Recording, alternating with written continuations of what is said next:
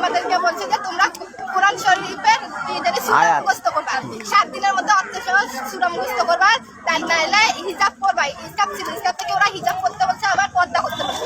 তাই পর্দা না করলে তোমাদের শরীর মেয়েরা ছেলেরা দেখতে পাবে, গাল দেয় ক্লাসে, আবার স্যারেরা বাজেভাবে আমাদেরকে গালি দেয়। তোর ক্লাসে কি বলছে? আমাদের ক্লাসে যে স্যার বললো যে তোমরা হিন্দু মেয়েরা কয়েকজন আছে দাঁড়াও। তারপর আমরা দাঁড়াইলাম, বলতেছে তোমরা হিজাব পড়ো না কেন? বললাম যে স্যার আমরা হিজাব কেন পড়বো, ইসলাম পড়বো। হয় না, তোমরা যে হিজাব পড়ো না, তোমরা রাস্তা দিয়ে যে হাঁটো, ছেলেরা তোমাদের শরীর থেকে আকর্ষিত হয়, এই জন্য তোমাদের হিন্দু মেয়েদের আজকাল বিয়ে হচ্ছে না। তারপর বাজেভাবে নোংরা ভাষায় গালি দেয় স্যার।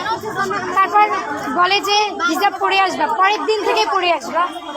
আর আমাদের পরের মাসে বাজে ভাষা অনেক। তোমরা যে গীতা পাঠ করতে চাও, তোমাদের বাবা মা কি গীতা পাঠের মাহাত্ম্য বুঝে? আমরা যদি না বুঝতাম তাহলে কি পড়তাম? ওনার কথা আমরা গীতা পাঠের মাহাত্ম্য বুঝি না, আমাদের বাবা মাও বুঝে না। তো শরীরে হাত দেওয়ার যে একটা বিষয় উঠছিল, এটা কি সত্যি?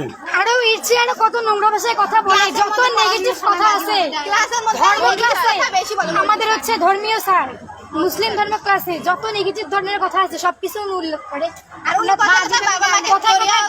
বাবা মাকে গালি দেয়। মূর্তি পূজা করলে কি হয়? মূর্তি পূজা করে লাভ কি? এসব কথা বলে, শিবলিঙ্গ নিয়ে অনেক ধরনের কথা বলে। সেই স্যারের নাম কি? মৌলভী স্যার।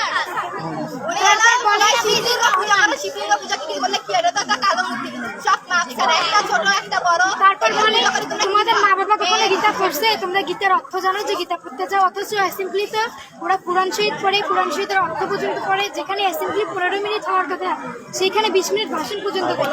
আর আমরা বলছি স্যার 2 মিনিটের জন্য আমাদের গীতা পাঠটা হবে না? কয় সময় হয় না। তোমরা গীতা পাঠের মাহাত্ম্য জানো?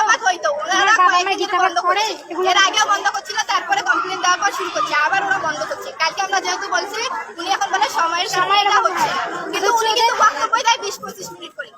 অথচ কোরআন শহীদ বলে, আবার আমাদেরকে বলে 1 সপ্তাহের মধ্যে কোরআন শহীদ তোমরা মুখস্থ করে আসবে, নাহলে ছেলেরা তোমাদের শরীর দেখে। এই জন্য ধর্মীয় আমি শাখা সিঁদুর কেন পড়ি, এই ধরনের কথাবার্তা স্কুলে কেন চলবে? আমি সিঁদুর পড়ি, আমি শাখা পড়ি, সেটা পার্সোনালি আমার ব্যক্তিগত ব্যাপার। টিচাররা এই ধরনের কথা ক্লাসের মধ্যে কেন বলবে? তো আমাকে সবসময় অপমান কেন করা হয়?